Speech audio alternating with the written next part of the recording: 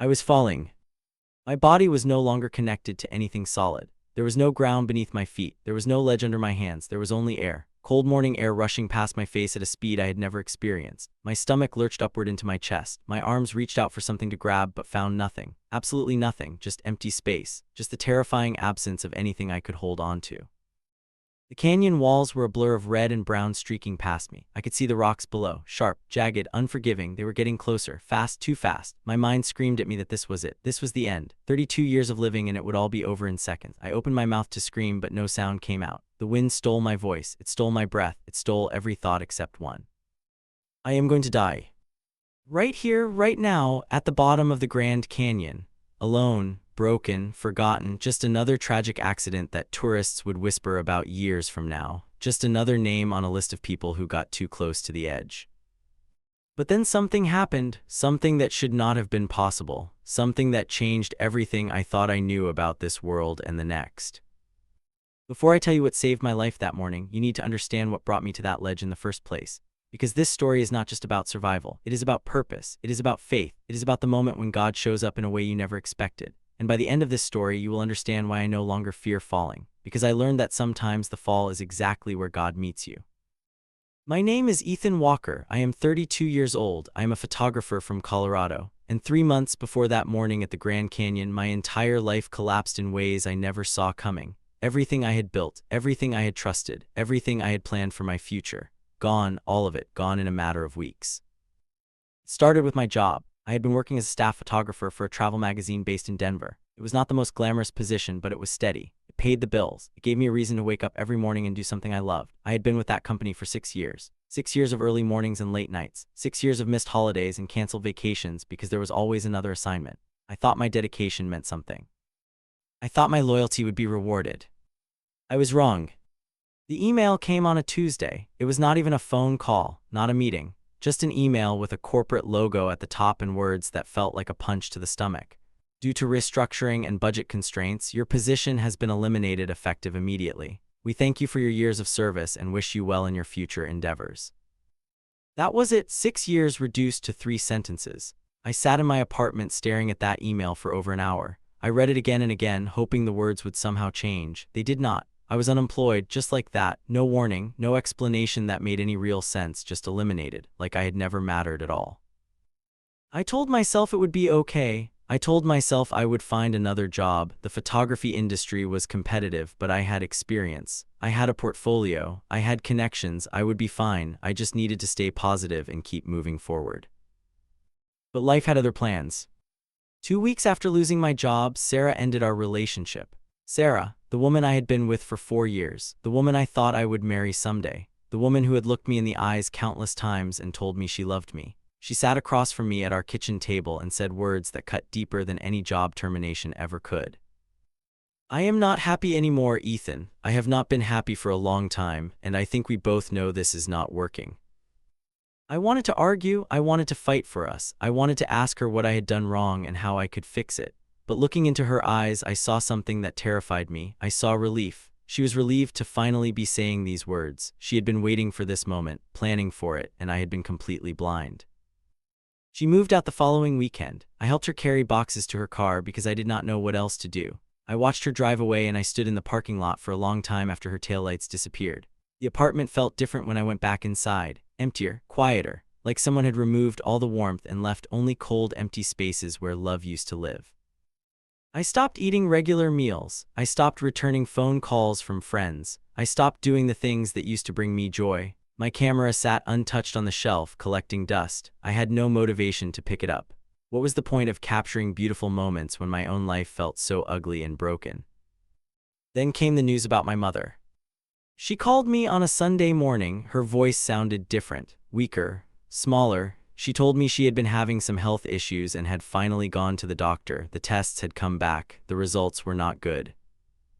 Cancer stage 3. They were recommending immediate treatment. I drove to the hospital that same day. The drive from Denver to my hometown took 4 hours, but I do not remember most of it. My mind was somewhere else. Somewhere dark, somewhere filled with fear and anger and questions that had no answers. Why was this happening? Why was everything falling apart at the same time? What had I done to deserve this much pain in such a short period? When I walked into my mother's hospital room, she smiled at me. She actually smiled. Here she was, facing one of the scariest diagnoses a person can receive, and she was smiling at me like I was the one who needed comfort. "Come here," she said, patting the side of her bed. "Sit with me." I sat down and took her hand. It felt so fragile, so thin. When had she gotten so thin? How had I not noticed during our phone calls? I had been so wrapped up in my own problems that I had missed the signs. I had failed her. "Mom, I am so sorry," I said. "I should have been here more. I should have called more often. I should have." She squeezed my hand and stopped me mid-sentence. "Ethan," she said softly, "you have nothing to apologize for. Life happens. It gets busy. It gets hard, but you are here now. That is what matters." I stayed with her for 3 days. I slept in the chair beside her bed. I held her hand during her first round of treatments. I watched her fight with a strength I did not know she possessed, and during those 3 days, something inside me began to crack. Not break, not shatter, just crack, like a wall that had been holding back a flood for too long. The pressure was becoming too much. I could feel it building. Something had to give. On the last night of my visit, after my mother had fallen asleep, I walked outside to the hospital courtyard. It was cold, dark, empty except for a few benches and a small fountain that was not running.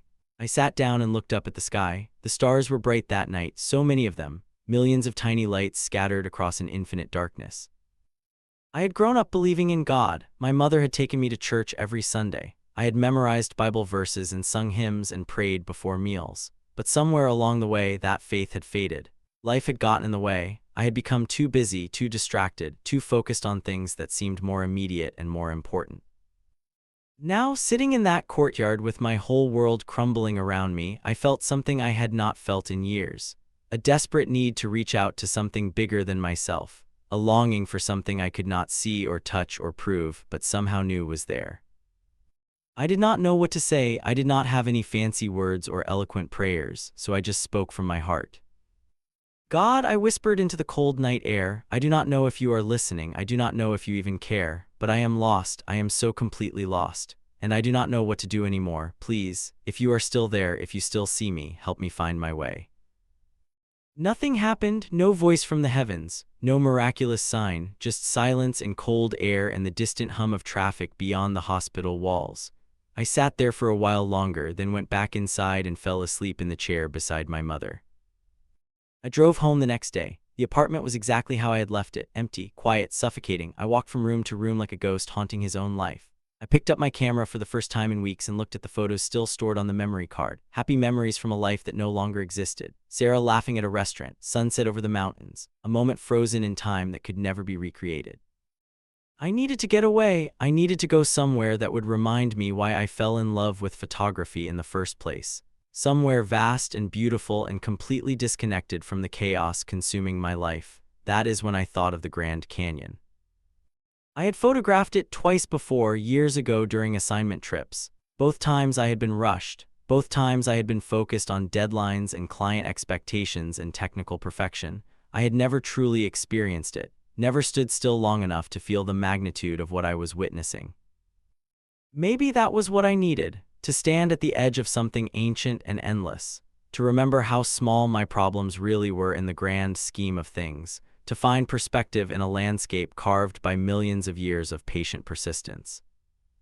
I booked a flight for the following week. I found a small group tour that promised sunrise hikes to the best overlook points. I packed my camera bag with fresh batteries and empty memory cards. For the first time in months, I felt something that resembled hope. Not much, just a flicker, but it was enough to keep me moving. The flight to Arizona was uneventful. I slept most of the way, my head pressed against the cold window. When I landed, the desert heat hit me immediately. Dry and intense and completely different from the mountain air I was used to back home. I rented a car and drove to the park, arriving just as the sun was beginning to set.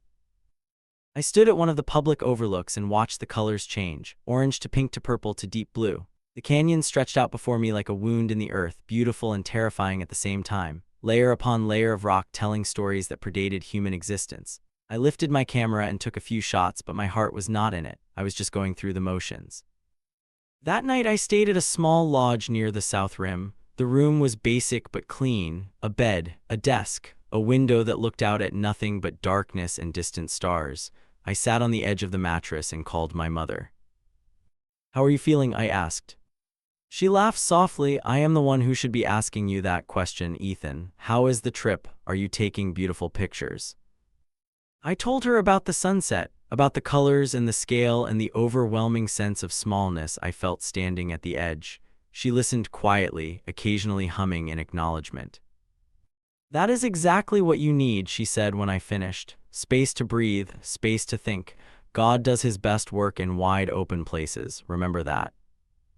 I promised to call her again the next day. I told her I loved her. She told me she loved me too. Then the line went silent and I was alone again with my thoughts. Sleep did not come easily. I tossed and turned for hours, my mind racing with worries and regrets and fears I could not control. When I finally drifted off, my dreams were filled with falling, endless falling through darkness with no ground in sight. The alarm went off at 4:30 in the morning. It was still dark outside. The stars were still visible. I dressed quickly in layers, knowing the morning air would be cold until the sun rose. I grabbed my camera bag and headed to the meeting point where the hiking group was gathering. There were 8 of us in total, a retired couple from Ohio, 2 college students studying geology, a young woman traveling solo like me, an older man with an impressive camera rig that made mine look like a toy, and the guide, a weathered park ranger named Marcus who had been leading these tours for over 20 years. Marcus gathered us together and explained the plan. We would hike to a remote overlook that most tourists never visited. It required some careful navigation and took about an hour to reach, but the view was worth it. The sunrise from that spot was unlike anything else in the park. "Stay together," Marcus said firmly. "Watch your footing. The trails can be loose in some places, especially near the edges. Nobody goes anywhere near the rim without my approval. Understood?" We all nodded and followed him into the darkness. The hike was challenging but manageable. We walked single file along narrow paths, our headlamps cutting through the blackness like tiny spotlights. The canyon was invisible around us, hidden by the night, but I could feel it. This massive absence of land dropping away on either side, this immense emptiness waiting to be revealed. We reached the overlook just as the sky began to light. The first hints of pink appeared on the horizon. Everyone spread out along the viewing area, setting up cameras and tripods and finding their perfect spots. I moved away from the group, looking for an angle that was different, something unique, something that would capture not just the visual beauty but the emotional weight of the moment. I found a spot slightly removed from the others. The ledge extended out a bit further here, offering an unobstructed view of the eastern horizon. I set up my tripod and began adjusting my settings. The light was changing fast. Every second brought new colors and new possibilities. But even as I worked, my mind was elsewhere. I kept thinking about my mother in that hospital bed, about Sarah and the life we would never have together, about the job I had lost and the bills I could not pay and the future I could not imagine. The weight of it all pressed down on me like a physical force. I lowered my camera and just stood there for a moment. The canyon stretched out before me, endless and ancient and completely indifferent to my problems. Millions of years of history carved into stone. Empires had risen and fallen while this landscape remained unchanged. And here I was, one insignificant human with an insignificant lifespan, thinking my troubles were somehow important. I felt tears forming in my eyes. I did not try to stop them. There was no one watching, no one to pretend for, just me and the canyon and the approaching dawn. "God," I whispered, the same desperate prayer I had offered in the hospital courtyard. "If you are still here, if you still care, show me what to do, give me a sign, anything, please. I cannot keep going like this. I need to know there is a purpose. I need to know this pain means something." The words disappeared into the cold morning air. I wiped my eyes and picked up my camera again. The sun was about to break the horizon. This was the moment I had come for. I needed to focus. I needed to do my job. I stepped forward to get a better angle, just one small step. My eye pressed against the viewfinder, my finger hovering over the shutter button. The composition was almost perfect. I just needed to adjust slightly to the left, one more tiny step. That is when I felt it, the ground beneath my right foot shifting, moving, not solid anymore, just loose sand and gravel sliding toward the edge. I tried to correct my balance, tried to shift my weight backward, but it was too late. Physics had already taken over. My body was moving in a direction I could not control. The camera fell from my hands. I heard it clatter against rock somewhere below. My arms windmilled through empty air, searching desperately for something to grab. There was nothing. The ledge disappeared from beneath me like someone had pulled a rug out from under my feet. One moment I was standing on solid ground. The next moment I was falling. The sensation was unlike anything I had ever experienced. My stomach dropped into my chest. The wind roared past my ears. The canyon walls became a blur of color and motion. Everything slowed down and sped up at the same time. A single second stretched into an eternity while my entire life flashed before my eyes. I saw my mother holding me as a child. I saw my father teaching me to ride a bike before he passed away. I saw Sarah's face the first time I told her I loved her. I saw every mistake I had ever made and every opportunity I had wasted and every moment of beauty I had failed to appreciate. This is it, I thought with terrible clarity. This is how I die. The rocks below were getting closer, sharp edges and jagged surfaces waiting to receive my broken body. I could see exactly where I would land, could calculate the angle of impact, could imagine the sound my bones would make when they shattered against ancient stone. I closed my eyes because I could not bear to watch. And then I felt it. Warmth rising from below like a breath from the earth itself, not hot, not cold, just warm, gentle, wrapping around me like invisible arms. The wind changed. It had been rushing past me, cold and chaotic, but now it shifted, became something else entirely, something purposeful, something directed. It pushed against my body from below and from the sides simultaneously, lifting me, turning me, changing the trajectory of my fall. I opened my eyes and saw the impossible happening in real time. My body was moving sideways through the air, not falling straight down anymore, moving at an angle away from the deadly rocks and toward something softer, something survivable, a slope of sand and shrubs that had been hidden from view when I was standing on the ledge above. The wind grew stronger, warmer, more insistent. It cradled me like a parent catching a falling child. It guided me with precision that seemed utterly impossible given the chaotic nature of canyon air currents. It delivered me exactly where I needed to be. I hit the sandy slope at an angle that dispersed the impact across my entire body. I slid downward like a child on a playground slide. The sand cushioned every movement. The shrubs slowed my momentum without cutting or scratching. I tumbled once, twice, 3 times, and then came to rest in a sitting position, facing outward toward the vast expanse of the canyon. I was alive. I was completely, impossibly, miraculously alive. I looked down at my hands, no blood. I moved my arms, no pain. I tested my legs, my ankles, my back, my neck. Everything worked. Everything felt normal. I was covered in dust and sand, but otherwise completely unharmed. Not a single scratch, not a single bruise. How? The question echoed through my stunned mind. How is this possible? I heard shouting from above, voices filled with panic and fear. The other hikers had seen me fall. They had watched me disappear over the edge. They were expecting to find a body. Instead, they found me, sitting upright on a sandy slope, blinking in confusion, alive in a way that defied every law of physics and probability. Marcus reached me first. His face was pale. His hands were shaking. He kept asking if I was okay, if I could move, if anything hurt. I answered his questions automatically, my voice sounding distant and strange in my own ears. I am fine, I kept saying. I am completely fine. But I was not fine, not in the way he meant. Something had shifted inside me during those few seconds of falling. Something fundamental had changed. I was the same person but also entirely different, like a caterpillar becoming a butterfly, like water becoming wine. They helped me back up to the main trail. It took almost an hour because Marcus insisted on checking every possible route for safety. The other hikers stared at me like I was a ghost, like I had returned from the dead. In a way, I suppose I had. When we reached the overlook, the sun was fully risen. The canyon glowed with golden light. It was beautiful in a way that seemed almost mocking given what had just happened. All that beauty, and I had nearly died trying to capture it. The retired woman from Ohio brought me water. Her hands trembled as she handed me the bottle. "We all saw you fall," she said quietly. "We thought." She could not finish the sentence. "I know," I said. "I thought so too." Marcus was on his radio, calling for emergency medical services despite my insistence that I was uninjured. "Protocol," he explained. "Anyone who takes a fall like that needs to be evaluated by professionals." While we waited, the geologist students approached me. They had been standing closest to where I fell. They had seen everything.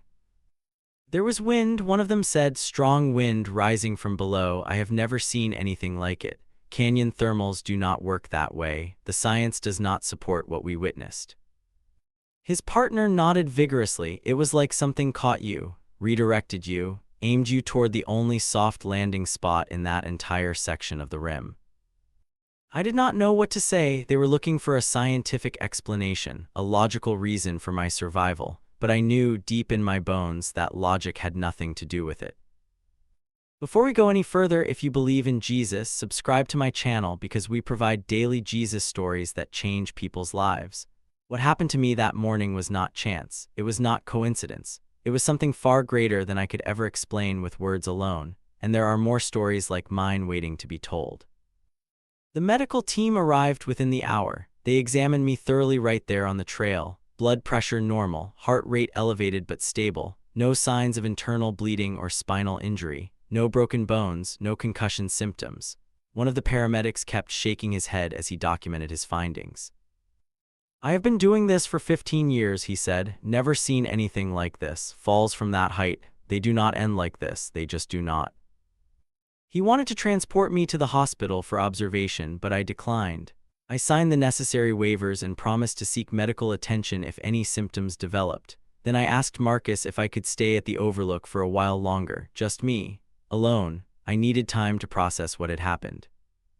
He hesitated, but eventually agreed. He gave me his emergency radio and made me promise to call immediately if anything felt wrong. Then he led the group back down the trail, glancing over his shoulder repeatedly until they disappeared from view. I stood at the edge of the canyon, not the same spot where I had fallen, a safer spot, more solid ground, but still overlooking that vast and ancient space. The wind was calm now, gentle, nothing like the warm surge that had saved my life, but I could still feel it. Still remember the sensation of being lifted and guided and protected by something I could not see. I thought about the prayer I had whispered moments before the fall. If you are still here, show me what to do. Was this the answer, nearly dying and then miraculously surviving? What kind of sign was that? What was I supposed to learn from coming within seconds of death? I sat down on a flat rock and let the morning sun warm my face. My camera was gone, somewhere at the bottom of the canyon, destroyed beyond recovery. All those years of memories stored on that memory card, lost forever. But somehow that did not bother me. The loss felt insignificant compared to what I had gained. I was alive against all odds, against all reason, against every prediction that physics and probability could offer. I was sitting here, breathing, feeling the sun on my skin and the rock beneath me and the wind in my hair. I was alive. And for the first time in months, that felt like enough. I stayed at the Overlook for 3 more hours. I did not take any photos because I had no camera. I did not call anyone because I did not know what to say. I just sat there, watching the light change across the canyon walls, thinking about my life and all the things I had taken for granted. I thought about my mother and her cancer diagnosis. She was fighting so hard to survive. Every day was a battle. Every treatment was a step toward an uncertain future. And here I was, handed my life back for free. No effort required, no fighting necessary, just grace, pure and undeserved. I thought about Sarah and our failed relationship. For weeks I had been mourning what we lost, replaying memories and wondering what I could have done differently. But sitting there on that rock, I realized something important. Some endings are not failures, they are redirections. They are the universe clearing space for something new, something better, something that was meant to be all along. I thought about my job and the career I had built around photography. I loved taking pictures. That had not changed, but I had been doing it for the wrong reasons, for money, for recognition, for the validation of editors and clients who would never truly appreciate what I was creating. What if I could do it differently? What if I could use my camera to capture something more meaningful than perfect compositions and technical precision? What if I could capture hope? The idea formed slowly at first, just a whisper of a concept, but the longer I sat there, the clearer it became. I had been given a second chance at life, not just survival but genuine rebirth. The old Ethan had died on that ledge. The new Ethan was sitting here now, covered in dust, without a camera, without a plan, but filled with something that had been missing for so long. Purpose. I finally used Marcus's radio to let him know I was heading back.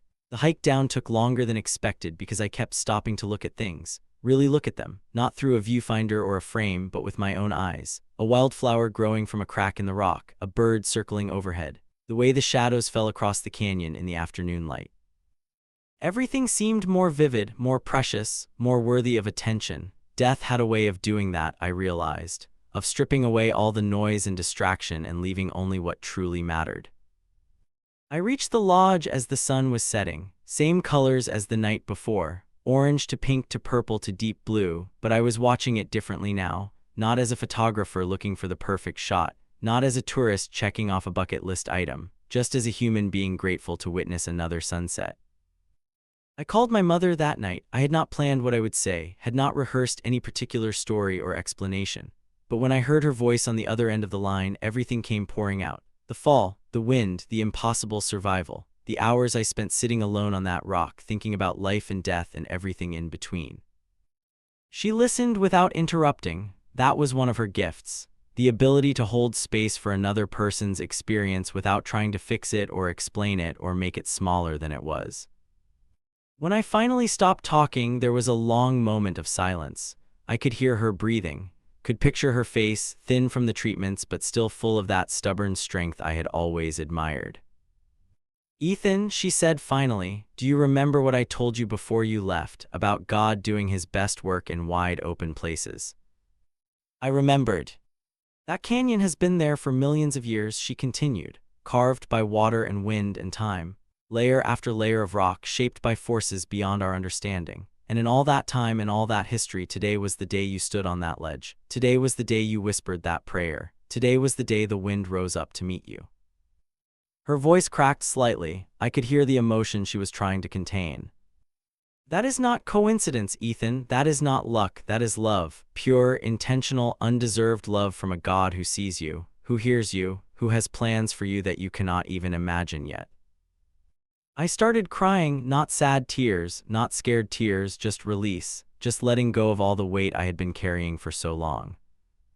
"God does not always stop the fall," she said softly. "Sometimes he gives you a new direction." Those words landed in my heart like seeds in fertile soil. I knew they would grow there, knew they would change me in ways I could not predict, but that was okay. I was ready for change. I was finally ready. I flew home the next day. The apartment was exactly how I had left it, empty, quiet, but it did not feel suffocating anymore. It felt like a blank canvas, a space waiting to be filled with something new. I drove straight to the hospital to see my mother. She was awake when I arrived, sitting up in bed with a book in her lap. Her face lit up when she saw me. "There you are," she said, "my miracle boy." I sat beside her and told her everything I had not been able to say on the phone. The way the wind felt, warm and steady and purposeful, like hands guiding me toward safety. The way time seemed to slow down during the fall, giving me space to see my whole life flash before my eyes. The way I knew, beyond any rational doubt, that something had intervened on my behalf. She listened and smiled, that soft, knowing smile of hers. "I have been praying for you," she said, "every day, every night, asking God to show you that you are not alone, asking him to give you a sign that there is still purpose in your suffering." "Your prayers were answered," I said. She squeezed my hand. "They always are, Ethan, just not always in the way we expect." I stayed at the hospital until visiting hours ended. We talked about faith and fear and the strange way life sometimes has of breaking us down just to build us back up again. She shared stories from her own life, moments when she had felt lost and hopeless, moments when God had shown up in unexpected ways. I learned things about my mother that night that I had never known before. Struggles she had faced, prayers she had whispered, moments of doubt and darkness that she had somehow navigated through. She was not just my mother. She was a woman of profound faith who had spent her entire life trusting in a God she could not see. And now finally I understood why. The weeks that followed were some of the most transformative of my life. I sold my old photography equipment and bought new gear. Not better gear, not more expensive, just different. A simpler setup that allowed me to move quickly and capture moments spontaneously. I started going to places I had never photographed before. Not dramatic landscapes or famous landmarks, just ordinary places where ordinary people lived their ordinary lives. Street corners and coffee shops and hospital waiting rooms, children's playgrounds and nursing homes and homeless shelters. Anywhere there was human experience, I wanted to document it. But I was not just taking pictures anymore. I was looking for something specific: hope. I was looking for evidence of hope in the midst of struggle, joy in the midst of pain, light in the midst of darkness.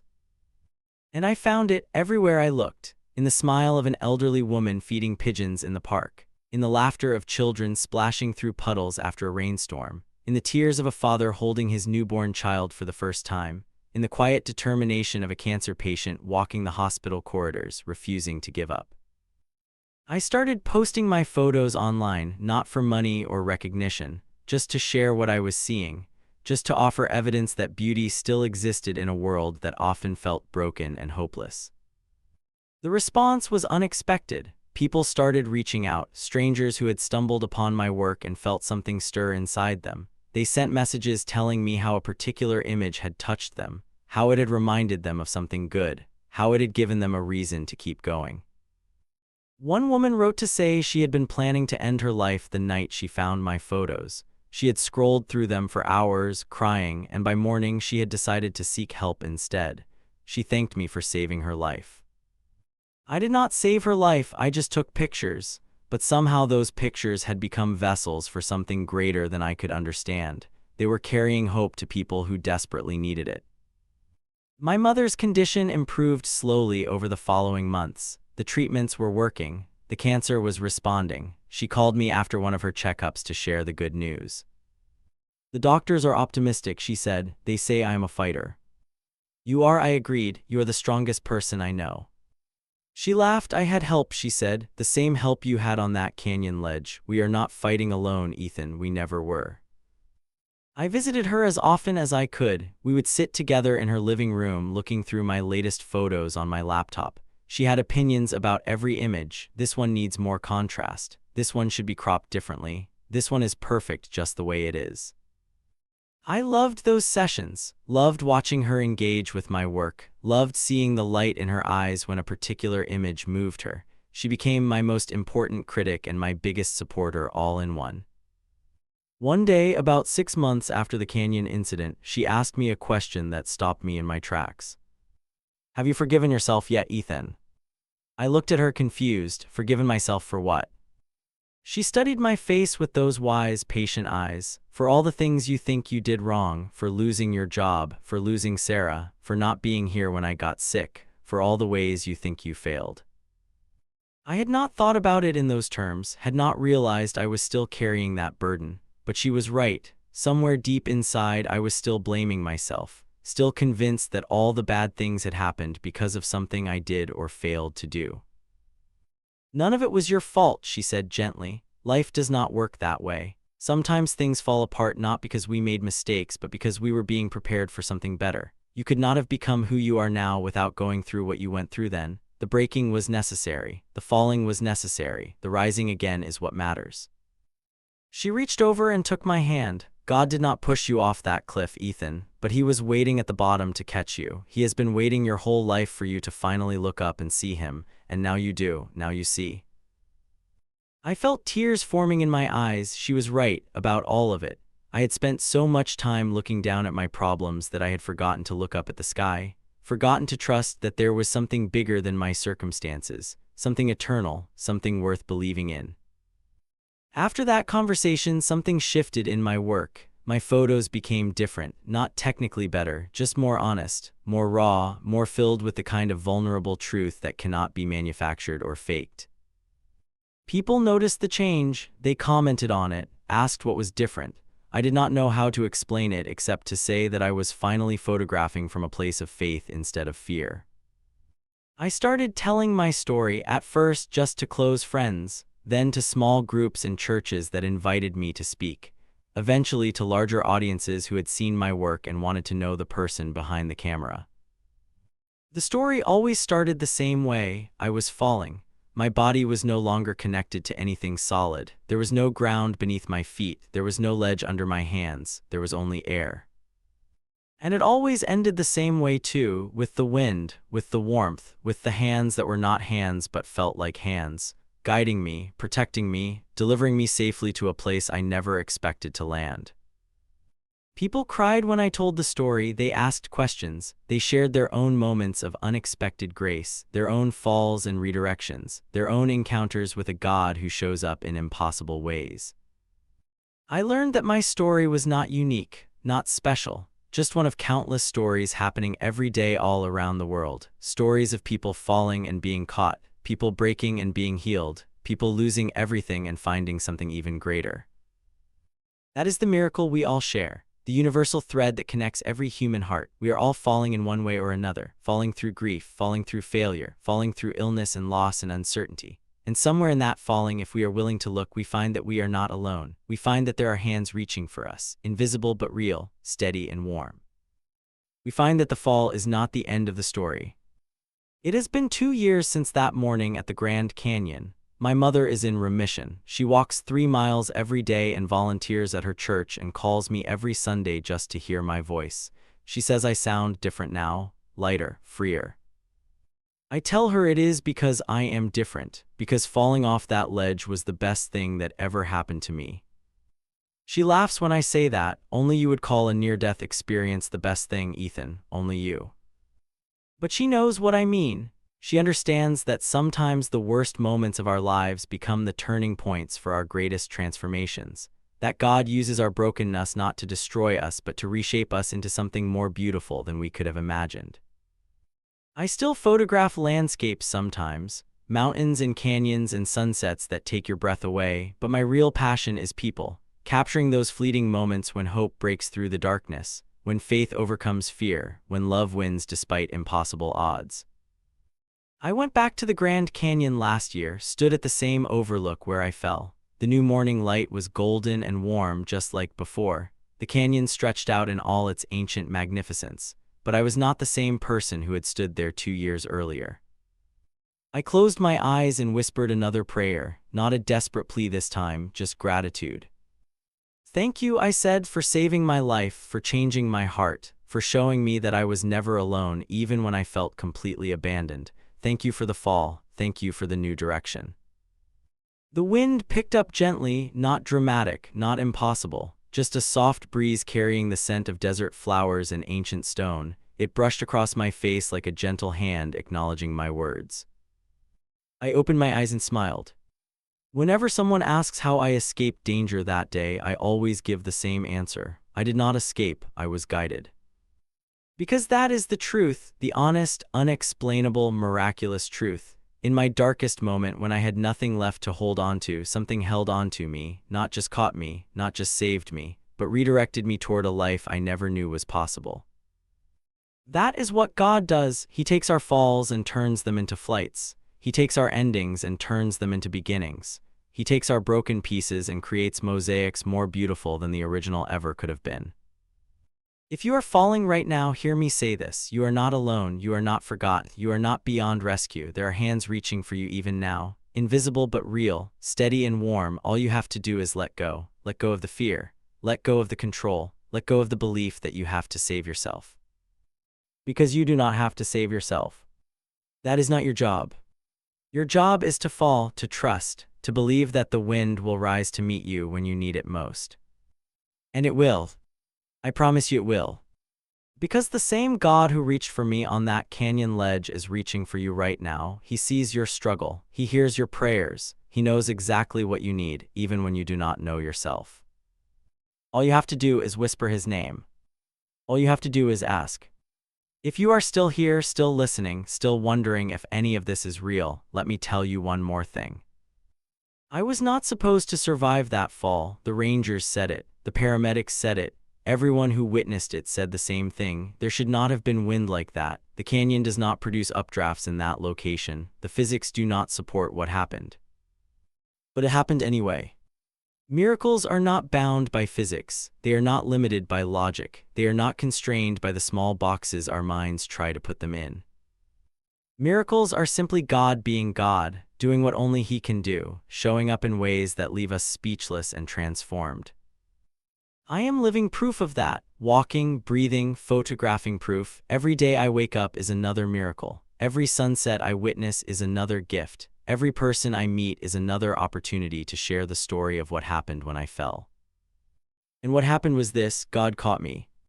Not because I deserved it, not because I had earned it, not because I had been faithful enough or good enough or worthy enough. He caught me because he loved me. Simply, purely, unconditionally. He loved me when I was lost and broken and ready to give up. He loved me when I could not feel anything but emptiness. He loved me when I whispered that desperate prayer into the cold morning air with no expectation of an answer. And he loves you the same way. Right now, in this moment, wherever you are, whatever you have done, whatever you are facing. He loves you. And he is waiting to catch you too. All you have to do is fall into his arms. Type Amen if you believe in miracles. Share this story with someone who needs to hear it today, because somewhere out there right now, someone is standing on their own ledge. Someone is feeling the ground shift beneath their feet. Someone is praying the same desperate prayer I prayed that morning. They need to know they are not alone. They need to know that the wind is coming. They need to know that falling is not the end. It is just the beginning of something beautiful. Amen.